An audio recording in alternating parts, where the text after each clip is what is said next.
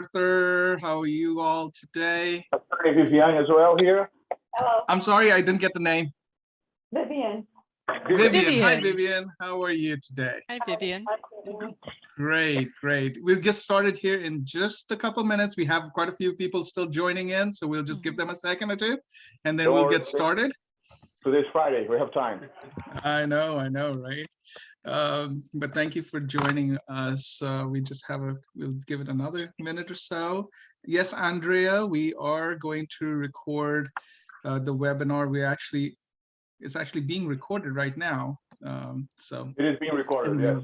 Yeah, and we will share the recording on our website, on social media, things of that nature as well. So, okay. So Raymond, So I'm going to mute myself and let you take over, but holler if you need me. Otherwise, I'll just monitor the chat. Okay. Sure, I appreciate it. Thank you so very much, Jennifer. Thank you for setting this up as well. So far, I see that we have 27 participants altogether. I think that's a good number to get started on as well. This is an exciting. Well, it keeps going up. It must be Mr. Gardini who's bringing all these people. Give them 5 minutes. We have people with different ideas of time from around the world. On time can be 5 minutes late. I used to say, originally from India, and we used to say, in Indian terms, we had IST, which is Indian stretchable time. Yes. So we always stretch the time out a little bit. Yes. So we never showed up on time. In Spain, they do that too. Brazil. Same in Brazil, huh? Same in Brazil. Brazil, whenever you schedule, you have to schedule 2 hours ahead. So then you realize. So it's 1 p.m., you ask people to show up at 11. Oh, okay. Well, I guess we should have done this at 11. All righty. Well, it's good to see so many are joining. We have quite a few joining. I don't want to take too much of everybody's time. I know we want to keep within the time limit. I know we've scheduled about an hour here for this webinar, so I want to go ahead and get started. Thank you, Jennifer, for setting this up. So Jennifer is our Director of Student Affairs, Student Affairs Manager. Is that?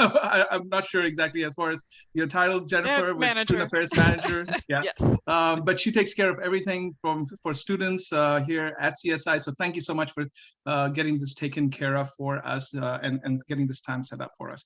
I also want to thank Gardini Law, Mr. Gardini, Vivian, Arthur, and your staff for coming here and for us being able to put this together. I want to go ahead and get started by first talking about the partnership between Gardini Law and CSI, and then I will give an opportunity for Gardini Law and Mr. Gardini and his staff to kind of talk a little bit about the partnership as well as the services that they have to offer and so on as well. Okay. So we are super excited here at CSI to be able to give this opportunity to our students, our CSI students, and really what we've really wanted to do is specifically be able to connect individuals and connect students such as yourselves who want to be able to get some sort of legal help, legal advice. And we've been able to do that kind of with some of our partners. Some law firms have come in and talked to us and done webinars with us on a monthly basis. We also have had some, our DSOs, for example, they give you some information as well. But we wanted to really connect with a partner who really understands immigration law and really we can benefit both ways in terms of with students being able to ask the pertinent questions. If you have any kind of immigration questions, if you have any kinds of questions about changing statuses, if you have any questions about anything dealing from an immigration perspective, we wanted such a partner. And we were really excited to get this opportunity. Gardini Law actually reached out to us. So we were so excited to get the opportunity to be able to partner with them. The partnership, I'll just give you a little synopsis and then I'll let Gardini Law talk a little bit more about it. The way the partnership works is Gardini Law is now a partner with CSI. They will provide on a monthly basis some webinars that are specific to international students, specific to immigration changes or aspects dealing with immigration. We will also be offering, and this is a unique thing, we will also be offering on a monthly basis a 15-minute free consultation that you can schedule out. We will put that on the student portal, so you can actually go into your student portal. You can schedule the appointment if you need to schedule a specific meeting with Gardini Law about any kind of immigration questions, student questions, things of that nature. You can have that opportunity to do a 15-minute free consultation. Of course, this partnership is something that we've been wanting to work towards, and we've made it a reality. So we really appreciate Gardini Law taking their time, of course, to do this and to be able to be a great partner for us. At this point, I don't want to talk too much more from CSI, but I want to go ahead and turn it over to Gardini Law and Mr. Gardini and his staff. Thank you, Mr. Flores. It's a pleasure to be here. Pleasure of the partnership. The idea definitely is try to bring, for most people who are here attending CSI, in case they have the American dream willing, but they don't know how to do it. They don't know the law, where to start, the options they have. I believe bringing the information to your students through this partnership is a powerful tool. And I believe that can be achieved by we giving conferences, seminars, one-to-one explanations, and now. The point here is for those who want to actually enroll at CSI as well, or proceed living in the United States, whether or not it's possible, or options through employment or family or any other options through immigration, how to remain in the United States legally, how to develop probably a process through and sponsorship to a company, self-petition, and other options. Immigration, given, a lot of people say it's a lot of forms, it's just filling the forms. That's also very true, but it's one of the most complex areas of law in the United States, because for two factors. One, it is a law. There is a whole codification, and also it's very political. Every time changes the president, we change the guidance, the understanding, the interpretation. So every 4 years, it's a nightmare. We have to relearn everything. We have to reapply everything and understand what the new president wants. We came from Obama to Trump, back to Biden, who's following more or less the steps of Obama at the time. And the changes were like incredible in between presidents. And now we are bringing this information to the students.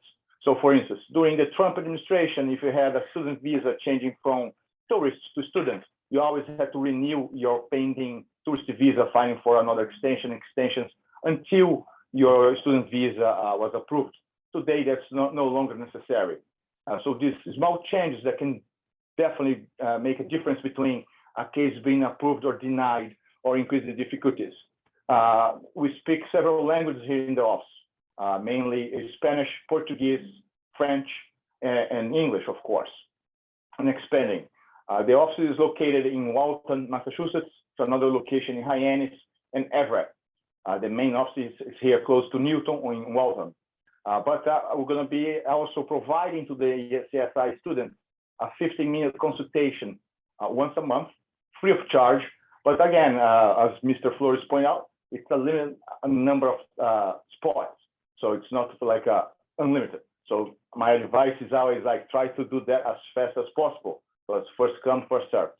Also like to introduce my team, Attorney Viviane Afonso. She's the head of the Immigration Family USIS. Amazing, has been with the firm for 10 years. Artur Braga, it is our business development, which helps connect Gardini Law and CSI to make this amazing opportunity for the students. And here I have Durcio Bells, also attorney to be, also in the removal area.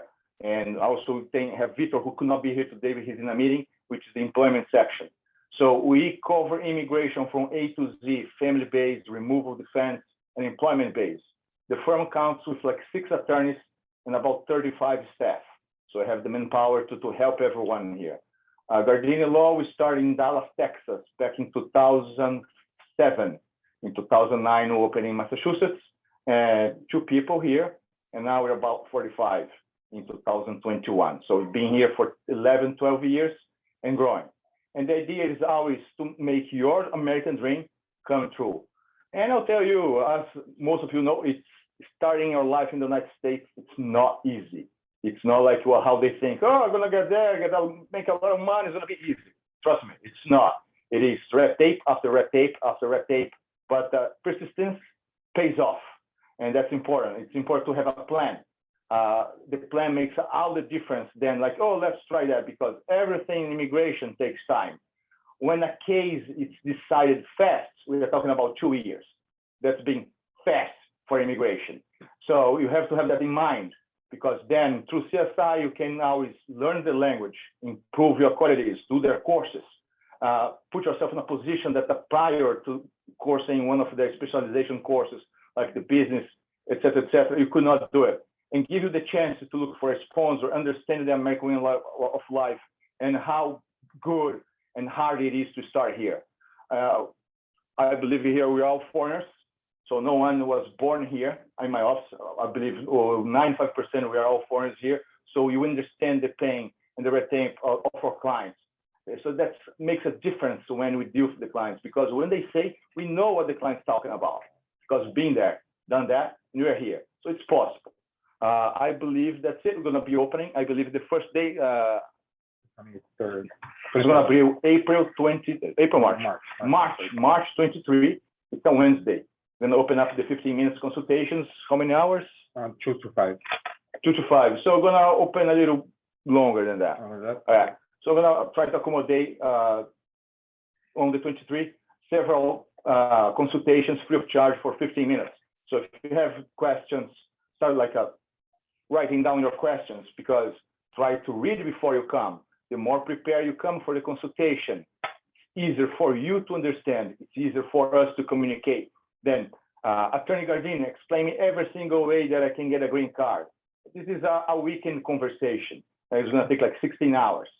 So try to pinpoint your necessity so we can address that and not like waste your time or time and the resources that could be made available to other people to help. I believe I conclude. I'm going to let Attorney Viviane talk about herself a little bit. Before a little bit about myself. I am Ludo Gardini, right? Should be a clothing designer with this name, but I ended up being an attorney. I am from Brazil, Sao Paulo. I was an attorney in Brazil, licensed there. Went to Switzerland, got a master's degree and PhD in international trade and economics. Then I moved to the United States. My dream was always to come here. Went to University of Kansas, got my JD in Kansas, believe it or not. You are not in Kansas anymore, guys. And then I came here to Dallas, Texas first. And I started getting clients coming to Massachusetts, Brazilian clients, like, why Brazilians are going to that cold place? It's so much better here in Dallas. It doesn't snow, it doesn't get below 35. And here we are. That was 12 years ago. And then I opened the office here in Boston, Massachusetts in 2009. 2 people, today we're 45 and growing. And Attorney Viviane has been with us basically from the beginning. So I'll let her introduce herself. Okay, so Viviane Afonso, I'm also an attorney in Brazil. I moved here 14 years ago. And when I moved, I didn't think I was going to work in the legal field anymore. I thought my legal career was buried in the past, but then an opportunity came when I started working here with Attorney Gardini as a paralegal first. And then I decided to do a master's degree at Boston University and then qualified to sit for the bar here. So it's, I'm sure a lot of people will identify with my story. Sometimes you think you're not going to be able to do what you used to do in your country. You're not going to be able to achieve your dreams here.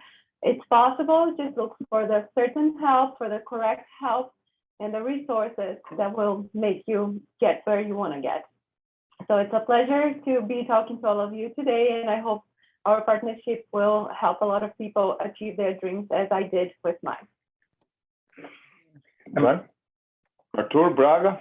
Yeah, my name is Arthur Braga. I am a political scientist and I deal with business development here for the office. I'm so happy to see Raymond and Karina and everyone else with us today. It's a beginning of a partnership that we have been working for a couple months, all right? And it's so good to see you all here. So definitely our office, it's determined to win. That's what we always say. And that's what we're gonna do. We are determined to make your life better path to get your status and everything else that's needed to be here in the US. So super excited. And Durso Bells? Hello, everyone. I'm Durso Bells. I'm also an attorney in Brazil for almost 10 years. Recently, class of 2020, I did my master's degree at Northeastern University. I personally know CSI, know the incredible job you guys do there, know the students there are focused on American Dream. And as you know, count on us for your OPT, count on us for information. You're gonna make your dream happen here.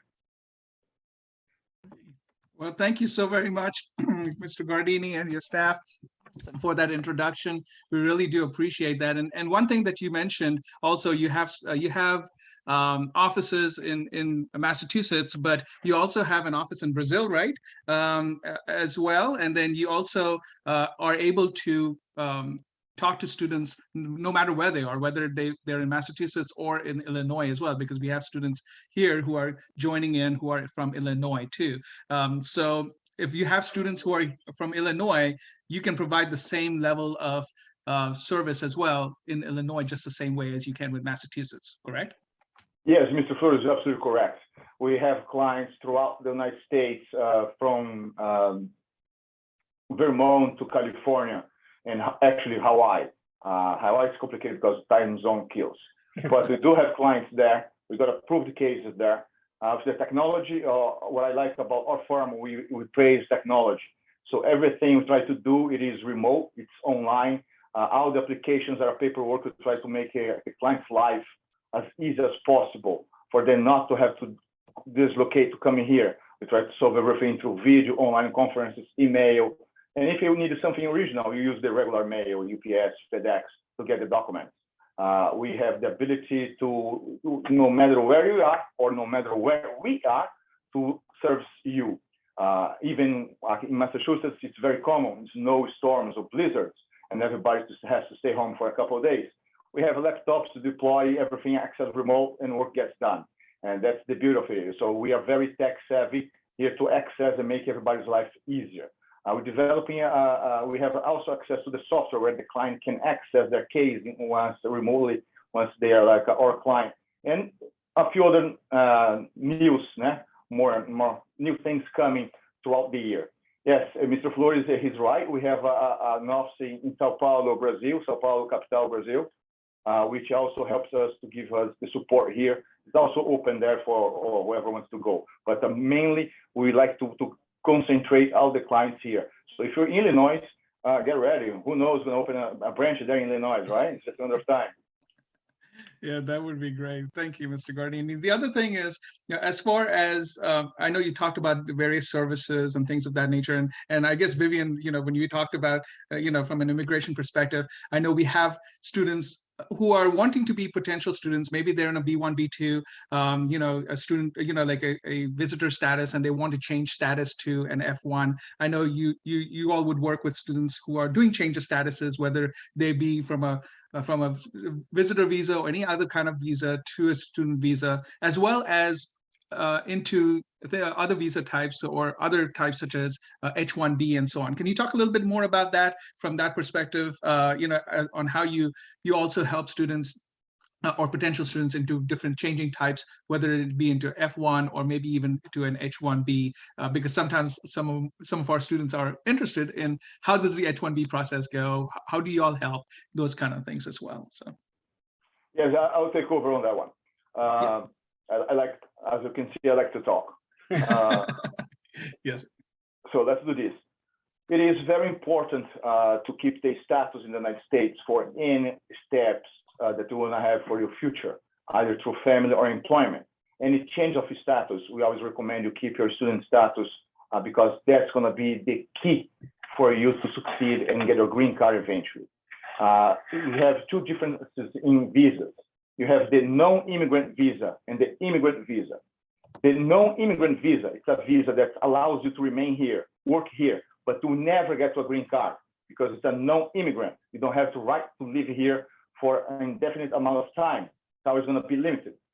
Generally, these visas are the H-1Bs, H-2Bs, L-1As, and any other working visa.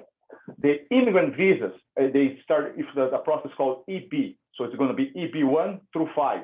And each qualification is a different category through sponsorship or employment. We always try to do the process here at the firm straight through EBs because you get to the green card within 2 to 3 years. And you don't have to deal with more renewing visas, applying extensions, trying to go back, think about the solutions. So at the same time, it's a visa that takes a little longer to be approved. Once it's approved, you're done. It's a green card in your hand. So generally, we try to focus on that as possible. So we always ask our clients, try to keep your student status for 2 to 3 years. So you can process EB2 in IW, EB2, EB1, or EB3. Generally, those 3 are the when you do the most, when you need a work visa. H-1Bs and everything else becomes a little tricky because most times it's a lottery. You have a given number of visas.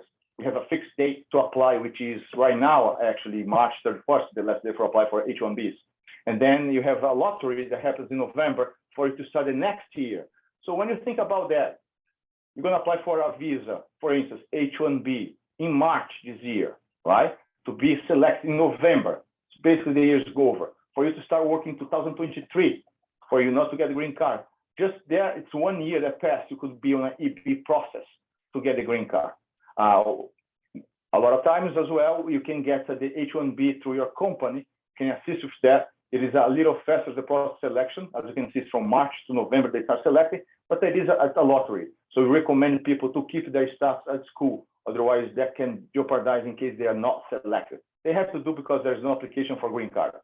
We also explore other options for visas, like the P visas or visas on extreme abilities that you can do it. But the focus here, it is always to get the CSI students to remain in the United States on the immigrant visa, if possible, if that's their will or dream, either through EB process. There is other process depending on the citizenship, like if you're European or other nationalities other than Brazilians, you can do the E2 visas. So if you have a double nationality, like you're German and Australian or German Brazilian, you can try to do a E1, E2, which will be an entrepreneur business kind of visa. You can open a business in the United States for low investments, not the EB5 where you have to invest 500,000 or $1 million.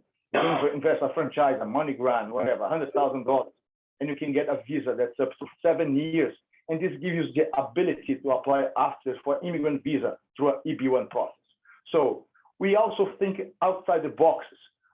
We have become one of the top 5 firms here in the Boston area for immigration, in volume, quality, and results, because it doesn't matter if you do something faster if you don't have the results. So you praise that the end goal is the client's green card, and you're gonna go do the most to get that.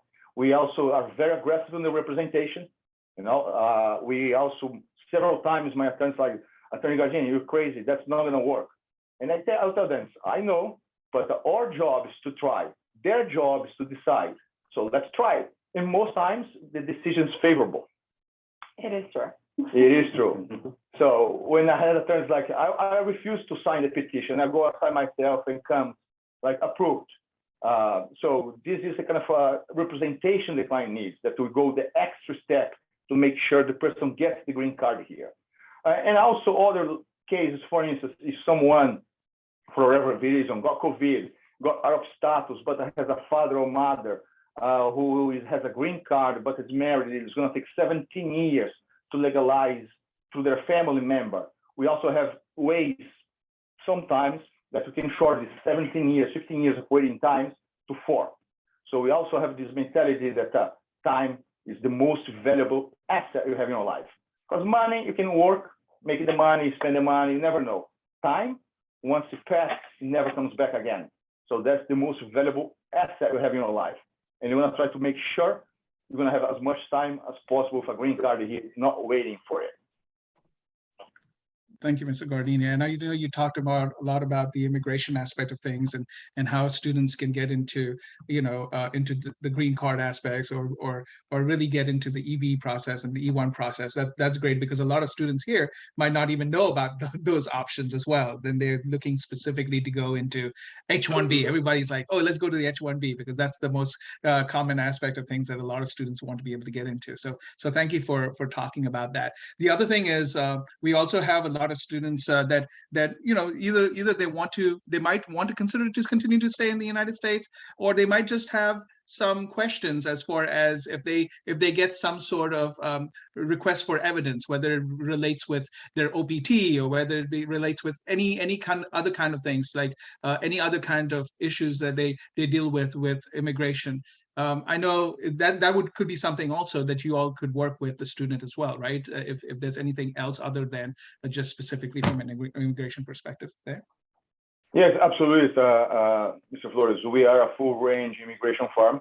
We are here to assist in even the small details because at the end of the day, a correct answer to a request for evidence can make a difference between a future case being approved or denied. So you take that very seriously.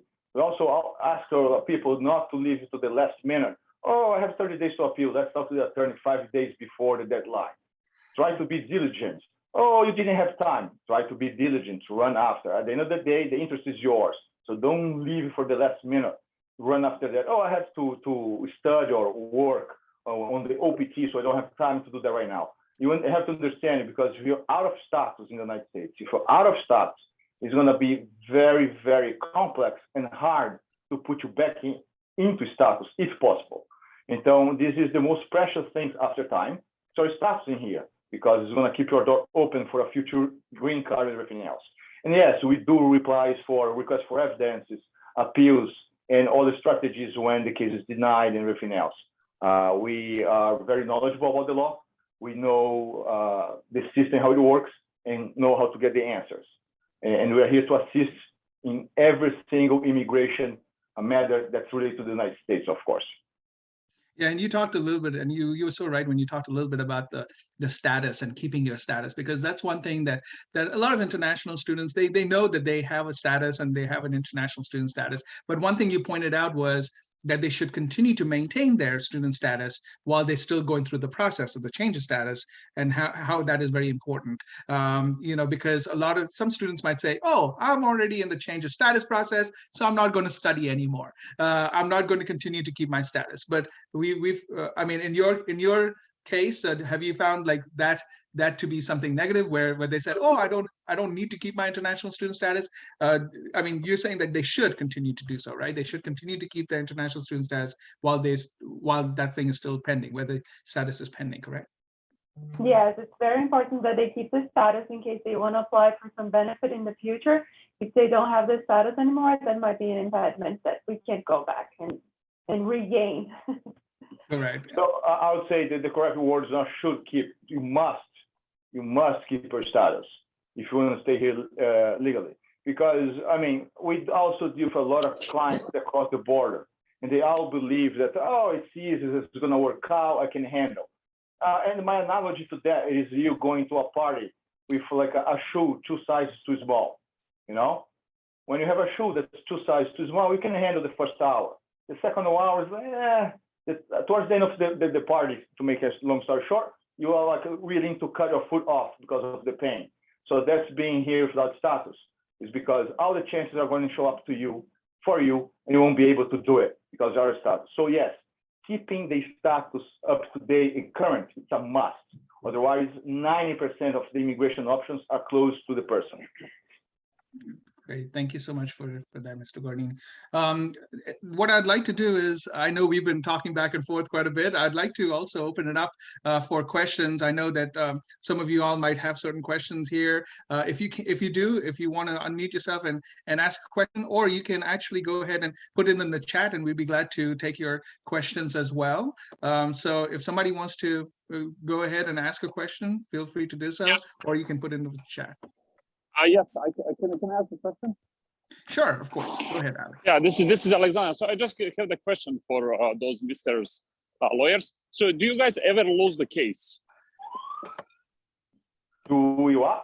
Do you guys ever lose a case for immigration students or whatever you guys doing? So do you guys ever lose any kind of case in your history? Losing the case is a complicated statement the way you put. If you have cases that are denied from our office, yes, of course. I believe that says I never get a case denied. One is not doing a good job, or it's just get the very easy stuff that anyone can do it. Again, we are aggressive in the representation. We put some miracles here. So yes, we have some denials, of course. Yeah, okay, that's my question. Thank you. Yeah, and there's never 100% guarantee, right, Mr. Gardini? All things in life are 100% guaranteed. Who's ever alive died, death, right? And everybody pays taxes. No matter what, everybody pays taxes. Other than that, it's all a gamble. So that's my question. So if I come to you and bring the whole document, you guys cannot guarantee like 100%, right? No, there's no 100%. Okay. We don't make the decision. For instance, the denials can be for several reasons. On an EB3 process, we had a lot of hard time during COVID times because no one find income. And it's complicated dealing with immigration. So even for the students, there is no guarantee that you're applying for a student visa. There is guarantee that you're going to get. Even changing your status, because you still have to prove your funds, you still have to do a lot of stuff. So there's no guarantee even for a student, even a tourist visa, there's no guarantee. It's a privilege. Generally, there is also a difference between immigration. For instance, any non-immigrant visa in general, it's a privilege. The immigration can deny and not give you an explanation. Once it becomes a green card, it becomes a right. So immigration still can deny, but they have to explain within the law why they're denying. And so that's the difference. But yes, we have denials here. Yeah, one of the things. Yeah, and one of the things also that I've seen as far as denials too, it's very important for the client, or in this case, the student, to really be truthful about everything as well, because sometimes some things that they might not disclose could be something that, that immigration or USCIS might see later on, that they might not have disclosed about their history that comes up later on too. I'm sure you all have come up against that. So if a student or a client has not disclosed something about themselves before in the past that has happened, then it might come up, later on that could lead in that denial, right? You've probably seen that kind of cases. Absolutely, yes. We always ask that the clients tell us the whole truth so we can analyze better their options and prepare them for something that might go wrong.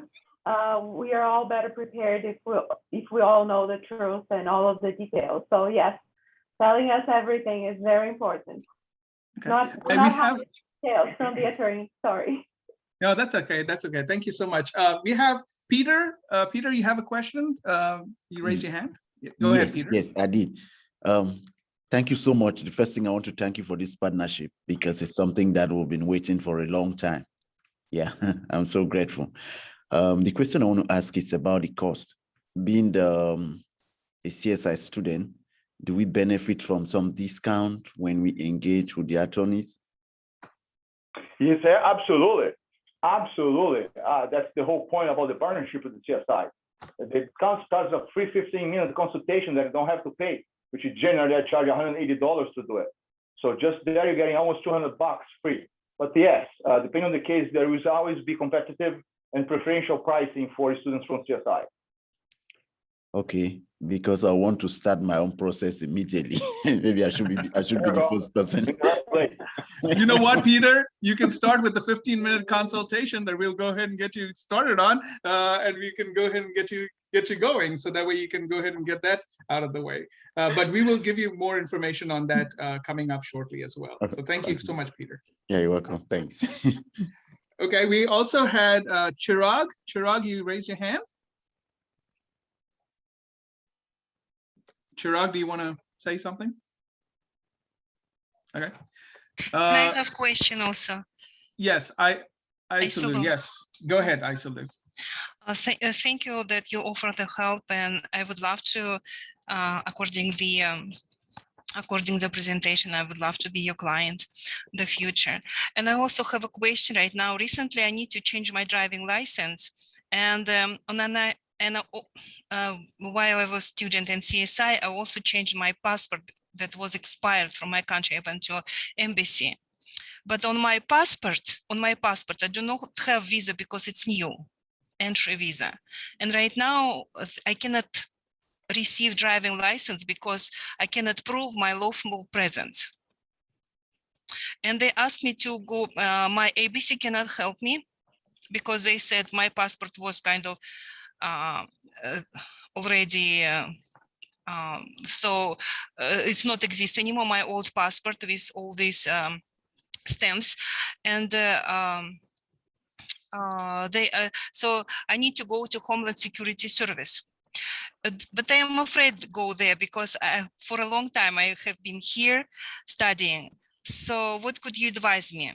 Because I'm afraid, yeah, if I go there, I came here in 2009 as a tourist visa and then becomes a student and continue to have this student status maybe almost 10 years. Yes. So, I believe if you go to the RMV with your I-20, you will show your lawful status. So I don't think you would have to I was going to say. I went there. I already went there. I have been there yesterday. And then I showed them all documents and they said, no, they need my passport. Yeah, I did the same. The RMV doesn't let her do that if she doesn't have all three. It needs like the visa, the passport, the I-94, and the I-20. So the letter she can request from us, that works for most. It's one additional document, but doesn't solve it. Doesn't solve it. Okay. Well, maybe we can do something. Jennifer, maybe we can see about our DSO might be able to help her on this case. Maybe we can talk to Raisa and see how we could assist her some further, maybe. Yes, thank you. So I just have a question. If I go to Homeland Security, if I have like a difficulties that I for a long time here in the United States, continue to keep my visa on my status, is it? I don't understand the question. So I have been I have been keeping my student status for a long time. Yeah. For 10 years already. So do I have problem when I go to Homeland Security just to, if they have additional question for me, why for a long time here? Why would you go to the Homeland Security? Because I need to prove my lawful presence here in United States. And my passport was expired and I do not have any stamps on my passport. So well, getting a driver's license, I mean, we can help you. It's not an immigration question. It's more a state issue policy. Having said that, my advice to you to get the copy of the visa you had, the I-20, a copy for old passport. And with the help of like someone from CSI said, you can ask for their letter and help saying you are within status.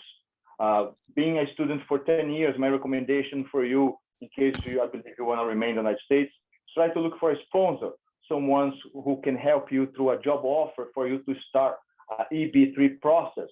So you only have to keep your status for 2 more years and go towards the green card. Because then all your headaches about driver's license staying here, not being able to go back to the country will be solved. I don't think going to DHS, they will actually talk to you in person because it's extremely hard for you to get an appointment. You only get an appointment when you have with DHS, if you have some application pending, like a travel authorization, a renewal for like a stamp for a green card or something like that. Otherwise, they do not talk to you at all. And even just to add, and even if you get to talk to someone there, I don't think they're going to give you any evidence of your lawful status just right then and there. So I think going through school and trying to get a copy of what you had before is going to be a better option for you than going to USCIS or DHS.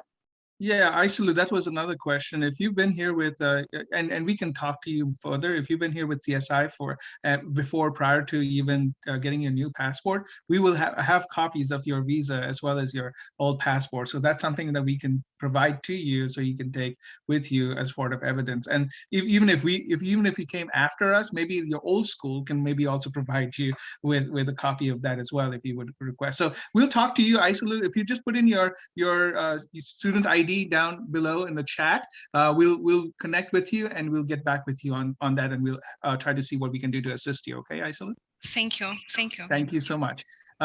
We don't have too much time, but Yanling, you had a question. You have raised your hand. Sorry. Hi. Yes. I got an RFE letter from the USCIS. I win H-1B last year, but I got a refer letter. It shows I need to prove the over school CSI. I take a non-academic class in CSI. They need me to show why I can get F1 because it's not academic courses. Have you talked to your DSO, by the way, Yanling, as far as, so you got a request for evidence, right? So if you have something like that, our DSOs can actually assist you with that first to begin with. And then, of course, if we need additional assistance, I know Mr. Gardini and Gardini Law have made it where Raisa, who is our director of CVIS, if we have any questions that we have that might be a more complicated case, we can definitely talk to Mr. Gardini and get their thoughts on that as well. But what I would suggest, Yanling, if you can also put your information on the chat, we can have our DSO as well, our DSO team reach out to you and we can go from there, if that's okay. Yeah. Thank you so much. There's a thing on the chat that's from Camilla. It says for the H-1B 2023 lottery 2022, in the case the beneficiary is selected after March 31st, is your firm would like to take them as a client, or is it too late to engage? I guess you're trying to see whether or not this is a. Yeah, we can take it as a client, but if the person has been selected for the H-1B, the process is basically done. The H-1B is going to be issued. So yes, they can become a client eventually for the EB process. But once the beneficiary is selected, that's basically done. But yes, we can always the beneficiary can always change attorneys or representations at any given time. Camilla, are you asking about about the person being selected for the H-1B as in having gotten the H-1B, or are you asking? Yeah, exactly, having got, because after you have basically two rounds. The first one is just the lottery. So you did submit, for example, I just put my name. So you just put your passport information, the company information, but you don't submit any actually paperwork. So after March 31st, it's selected. That's why I'm asking if, because a lot of paperwork has to be done, and the company. Okay. Is your company not working? The company that you're looking to work for, and in the H-1B process, are they not assisting you throughout this process? No, they are the one who are doing, right. This is a employer visa. They are doing, but we don't have a lawyer yet. We don't have someone that is working with. Oh, I got you. Yeah, we are the ones they are doing together. Ms. Kitadaya, we will be happy to assist you with that issue. So you can reach out to us after and can discuss that to change or move to us the H-1B process in case you are selected. All right, thank you very much. And then at the end of this, also, we will give you the contact information for Gardini Law. We can put it in the chat as well. We can give you the contact information for Gardini Law so that if you want to contact them directly, either through email or phone or whatever, you can also do so directly as well, if that's okay. The other, let's see, I think I have a few more hands raised, or I had a few more hands raised. Yes, I have Vinicius Almeida. Yeah, I'm right here. Hi, Vinicius. Hi, so I recently got married about 2 months ago. Congratulations. Thank you. And I'd love to do this on my own, but it seems like it's just very complicated, very difficult. There's just so many things. I have so many questions about those forms. The I-300, I-486. Can you guys help me with that? The answer basically it's going to be yes. We can help with that, but we're not charged to help, right? Because I'm so sorry. It's not a help center where you get married, come here for a process, and bring to us for analysis to see it's right. This is exactly what you charge to do. But I'm happy to do the process for you, take over, so you don't have the headache. What's the last part? Take over, so there's no headache. Take over. Assume.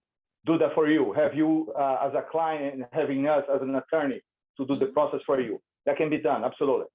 Cool. Sounds good. Sounds good. And okay, so I guess I can just get in touch with you guys through the website. Absolutely. It'll be a pleasure. Okay, sounds good. I'd love that 15-minute interview too. Just to, Yeah, we'll set that. We'll set that up, and once we have it up and running, we will send we'll send the site out so everybody can get an opportunity to do so as well. Dimitri, you had a question. I Yes. answered that. Hi everyone. Yeah, I have a little bit different question about like green card. I just need to think about the timing for how much time it's take for Department of Labor to review all documents now, and when we can apply for green card, how much time it take. All right, so the Department of Labor takes somewhere between 6 to 10 months to do the labor certification. That depends, of course, if you don't have a pandemic, 2023, 2022, or whatever, or any more issues. Right now, the immigration is extremely delayed. It's embarrassing the time they're taking for everything. EB process, from the moment you start with the labor certification to the moment you finish, we are talking about somewhere 2 to 3 years, realistically speaking. Because then once you file the I-140 after the labor certification, which can be done concurrently. The I-485, which is application for the green card, takes about 2 years. The good thing it is, the employment process, they are not doing interviews anymore. So you don't have to go for an interview. The green card comes through the mail without the interview. So that's why we try to do the best as possible to avoid RFEs, delays, and everything else. But the whole process, once again, the labor certification, 6 to 10 months, and then the rest of the process about 2 years. Oh, it's like 3 years in total, right? 2 to 3 years. 2 to 3 years, depends on the time. Okay, and like the last question, if my passport will expire in 2023, and it's like from Russia, what can I do right now? That's a very good question. You can actually, I believe there is the Russian consulate here is still open. I don't think they're being kicked out. You can ask to renew. Okay, just call them, right? Yeah, just ask them to renew your passport. I recommend you doing that 6 months prior to expiration. Okay, thank you. Thank you for this. We also have definitely a lot of questions. Sam, we have a limited amount of time. We got 12 more minutes left to go. But Sam, can you have a question? Yeah, please. Thank you for this Zoom meeting. This is like really helpful. So I have two things. First thing, for the girl, she said that she has a problem with the DMV getting the driving license. I don't know if she's from Illinois or Boston, but for Illinois, you have to bring just F1. F1 is valid, and the passport that is new. You don't have to have the visa on the passport, the old one. And if you have a social security, bring it with you, and that's it. You can get it. Like I didn't have any problem with that, so she can do it like easily. My questions is if someone got the social security from the CPT, and then he used the social security illegal ways, like he worked in Uber, for example, or Lyft. So what his chances to apply for the EB1 or EB2 or EB3? So his chance, like he still have the chance to get the the visa and then the green card, or he destroyed everything for himself? So that's a very tricky question that I don't feel comfortable answering this amount of people in being recorded. So the question is it possible if you break or violate the conditions of a visa, can you still apply? Yes, you can still apply and hope to get approved. The answer, officially answer as an attorney that I have to give in public, it is by law, you are out because you violated the status of your visa. But at the same time, by doing that, in theory, you lose your student visa, your student status, because you also violated that status. So if that information comes to immigration's knowledge, the knowledge of immigration, they get to know the information, probably all the doors or a lot of doors will be closed to you. Do they have access to that? Generally not. Generally, people get busted in working by social media because they like to brag themselves and post to everybody to see. Look at me working here. I did so much today. And this is the open to access. In immigration, they do check social media. They do check your cell phone in case you're coming back on a student visa. They let me see your cell phone and you have all the working apps. You'll be deported at the airport or being barred from entry. So my advice here is, don't do it. But if you do it, try to minimize and don't do anything too wrong. Focus on the long term, not the instant gratification, which is an extra amount of money now. But if you want to go into details, you can talk one-to-one and I'll explain details how it's done. But to answer your question at the end of the day, if someone works, can still qualify for EB3 process? Yes, the EB3 process can still be approved even though he worked. Well, thank you so much for that. I know that was there's a lot of questions that have been waiting in the chat. Have you seen them, or can I ask a few of them? Sure. Yeah, sure. Go ahead. I don't know if you would know anything about this right now, but do you guys know anything yet about the TPS status for Ukrainians? I know it's been approved, but one of the questions is, do you have any information about applying for that? We don't do a lot of TPS here for Ukraine. I believe there is, it has been approved, it has been granted. Yeah. I believe there is a deadline that Ukrainians have to be here. Yeah, March 3rd. So March 3rd. So any Ukrainian who here on 3/3/2022, they can apply for TPS. If you came here after 3/3/2022, then you're not eligible for TPS. They might or might not change. They might extend a few dates there, but at the time, it's March 3, 2021. So if from Ukraine and you're here before that date, you can apply for TPS. Basically, that's the condition.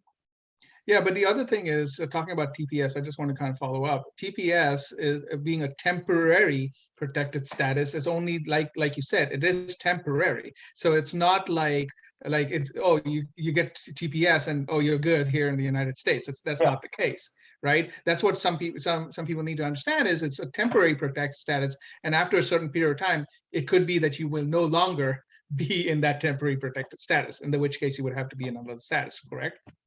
That's absolutely correct. So my course of action is a TPS will never get to a green card, and they can have serious consequences when they are revoked or not renewed. In my opinion, if you are from Ukraine or Russia and you're here on a student visa, try to do an EB process, because then gets you to the green card straight away. It's not worth getting a TPS if you have your status right now. Is it worth if you're like out of status, you're here legally, then you can do. But if, for instance, you're studying, keeping your student status, focus on the EB3, EB2, because that's going to be the long-term solution for the case. Yeah, and that was another thing too. If you're already like on a student visa status, like an F1 status, I don't think it's necessarily very advisable to do necessarily a TPS unless you are going to be out of that status or something to that regard, correct? So I just wanted to kind of point that out as well. There's another student asking about a U visa. Okay, go ahead. I was just going to say the TPS allows work, so the person would be able to get a work permit. So maybe that would be the goal of the person. The goal. Yeah, I mean, and that could be, if that is the case, and that could be the goal. But again, you know, as far as like you mentioned as well, it's temporary. So after that point in time, they would have to go back to a student status or something like that if they, once the TPS is no longer in place, correct? Correct. As far as, go ahead, Jennifer, you said you had another question. Yeah, there was a question, someone who has a deferred action work permit under a U visa for 4 years, but he's not using it. He said he's also got the F1 visa, and he's wondering, can he safely use that U visa work permit? Yes. Or will it affect his his future? No, he can't use as much. If the government gives it to him, it's for him to use. So the answer is yes. Okay. And then a Thank you. follow-up to that TPS is, doesn't mean that you can keep your student status after TPS ends. How does that, I think a lot of people might have that question. If they go from F1 to TPS, does that mean after TPS ends, do they go back to F1 or do they have to resubmit to become an F1? I think they would have to reapply, Yeah. right? I believe they can either keep the F1 status, maintain, and do the TPS at the same time. But if they drop the F1 status to go to TPS, eventually they can have to reapply for F1 status again. Because generally, the last status is the one that rules the person. You cannot have two statuses at the same time. Generally, it's one, unless you have a pending one, then you can. But once a status has been approved, that's the one that's the norm for you, and not both. And then yeah, can I ask a quick question? Yeah, go ahead. Okay, so like 4 years ago, I applied for CPT and I approved CPT. And after a few years, I talked to my advisor about OPT, and my advisor says it's very low chances to approve your OPT because you already applied for CPT. So I suggest to not waste your money and time, because immigration not gonna approve your OPT because you already applied for CPT. So is that correct? Typically, just from our perspective, I know whenever we talk about CPT and OPT there, if you've done in a program at least more than 1 year of CPT, full-time CPT, then you're not eligible for OPT. And that's, you can go to the immigration, from USCIS specifically and SEVP, that's in the regulations. But again, yours would be a different, it would be based on an individual situation. So I'm not sure what your specific situation is, but we can definitely talk more about that offline if you would like, and if you would like to put in your student ID, and we can go ahead and chat about that. The last question, I will do that. Sure, thank you.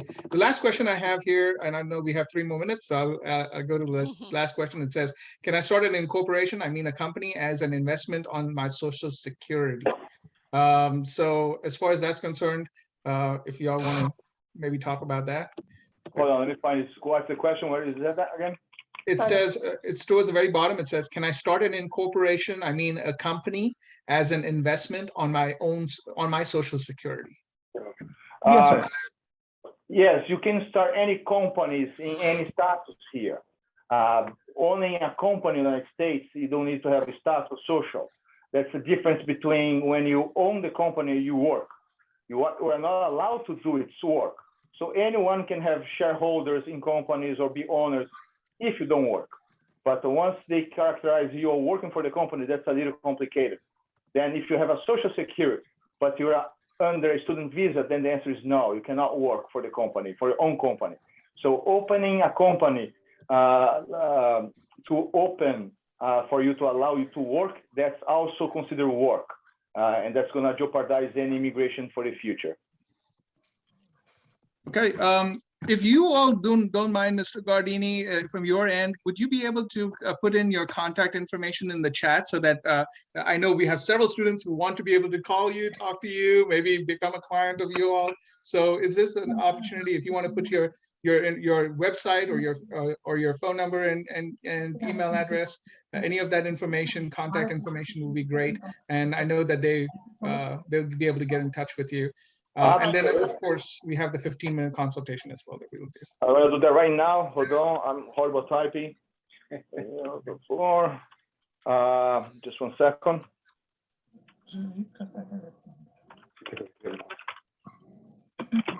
As far as recording, I see somebody's asking, how can you access a recording? We will actually go ahead and compile the recording and put it onto our website, and as well as on social media, and post the link, so that way you can go back and take a look at it as well.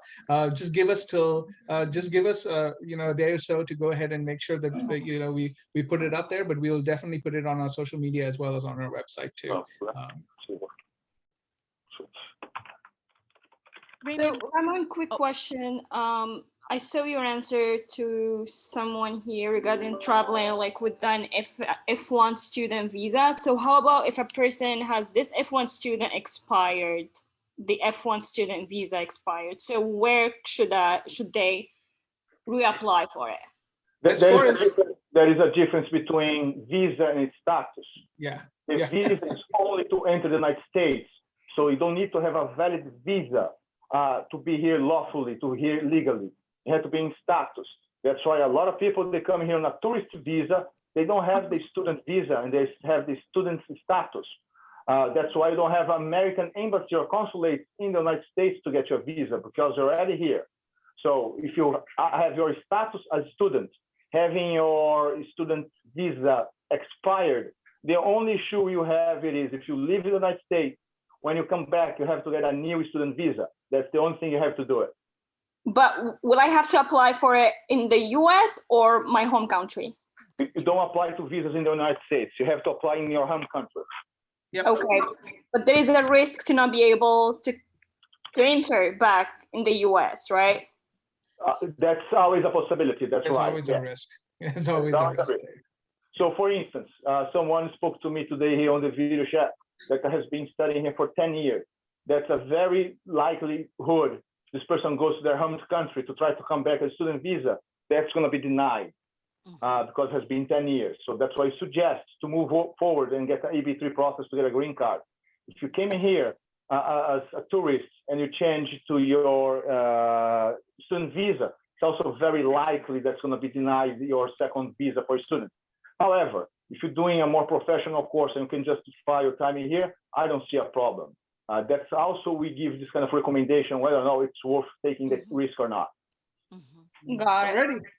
Thank you so much for everybody. I know everybody's got billions of questions, and I know we would love to be here and I continue to answer. But in interest of time, and thank you, Mr. Gardini and Gardini Law for being here and for giving us this opportunity to talk about the partnership.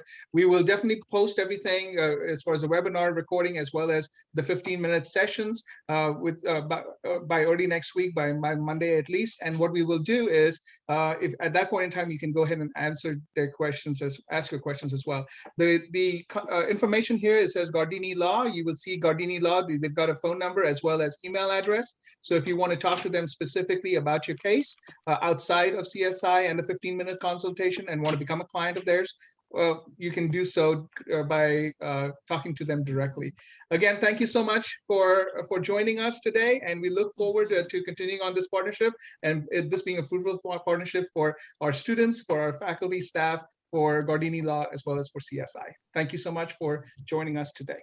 Thank you all for your time. I really appreciate the chance to explain. I hope you guys learned a little bit today. And then for the future, if you need it, you know how to find us.